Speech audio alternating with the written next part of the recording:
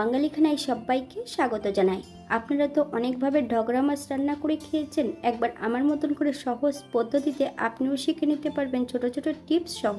তবে আজকে আমি এখানে এই নতুন মাছটা কিভাবে রান্না করব চলুন সেটা একবার দেখে নেওয়া যাক ভিডিওর মাধ্যমে। তবে এতটাই তেল মশলা কম দিয়ে রান্না করব, খেতে কিন্তু অসম্ভব ভালো হয়েছিল। আপনারা একবার রান্না করলে বারবার রান্না করবেন।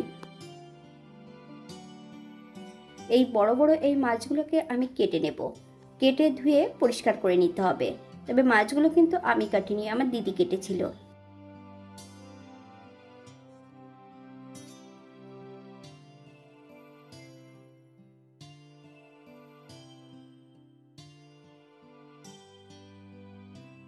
এই পর্যায়ে মাছগুলোকে বেশ পরিষ্কার করে ধুয়ে নেওয়া হয়েছে।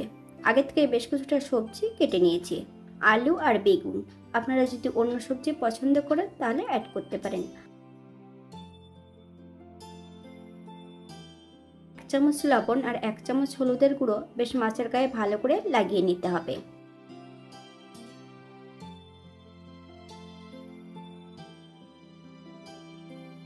একটা কড়াইতে বেশ কিছুটা সর্ষের তেল অ্যাড করেছে। সম্পূর্ণ মাছগুলো অ্যাড করতে হবে। মিডিয়াম আঁচে বেশ মাছগুলো উল্টিয়ে পাল্টিয়ে ভেজে নিতে হবে।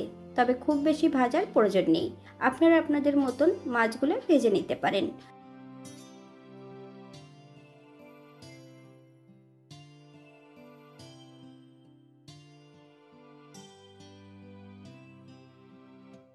বাঙালি রান্না ঘরোয়া উপকরণ দিয়ে আপনাদের যদি রান্নাগুলো পছন্দ হয় তাহলে চ্যানেলটি সাবস্ক্রাইব করে দিয়ে পাশে থাকবেন। পাশে থাকা বেলটি বাজিয়ে দেবেন, নইলে নিত্য নতুন রান্নার নোটিফিকেশন পাবেন না। এই চ্যানেলে বিভিন্ন ধরনের রেসিপি দেওয়া আছে, আমিষ এবং নিরামিষ। আপনাদের যদি পছন্দ হয় তাহলে চ্যানেলটি একবার ঘুরে দেখে নেবেন।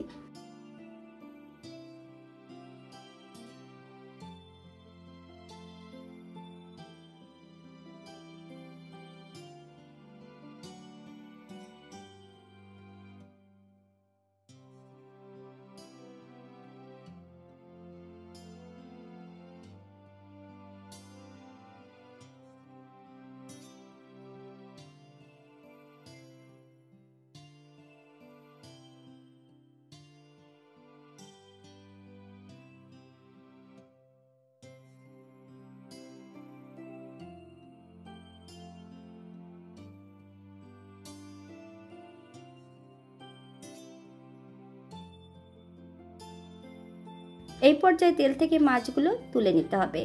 তবে আপনারা এর থেকে কম বেশি মাছগুলো ভেজে নিতে পারেন। একই তেলে সবজিগুলোও কিন্তু ভেজে নিতে হবে।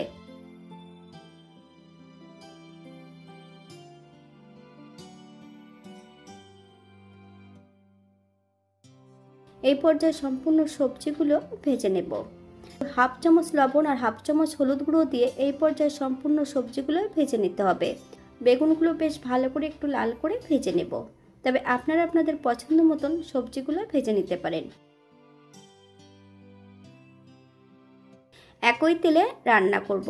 ফোড়নে রেখেছি কালো জিরে। ফোড়ন থেকে সুগন্ধ বেরোলে বেশ কিছুটা কাঁচা লঙ্কা অ্যাড করতে হবে। আলুগুলো 4 থেকে 5 মিনিটের মতন মিডিয়াম আঁচে ভেজে নিতে হবে।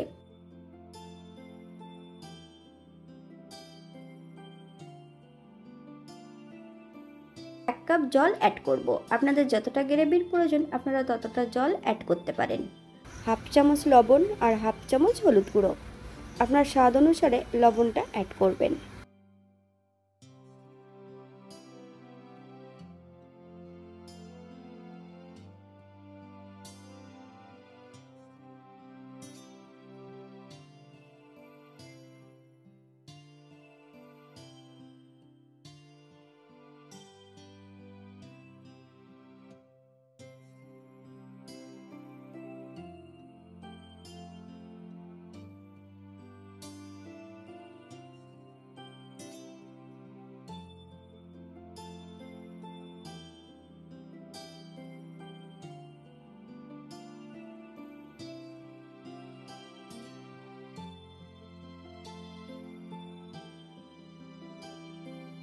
চার থেকে 5 মিনিটের জন্য ঢাকা দিয়ে রেখে দিতে হবে।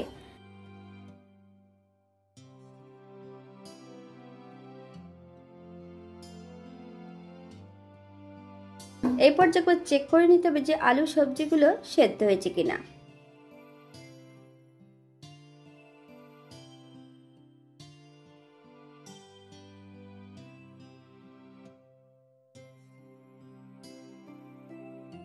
ভাজা কালো জিরেগুলো এই পর্যায়ে অ্যাড করে দিতে হবে।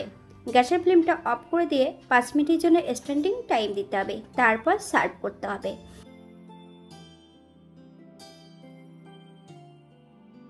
দেখতে যেমন ভারী সুন্দর হয়েছে, গরম ভাতে খেতে কিন্তু অসম্ভব ভালো ছিল। আপনারা একবার বাড়িতে একই পদ্ধতিতে বানিয়ে নেবেন। আপনারা যদি পেঁয়াজ রসুন বা অন্য মশলা পছন্দ করলে অ্যাড করতে পারেন।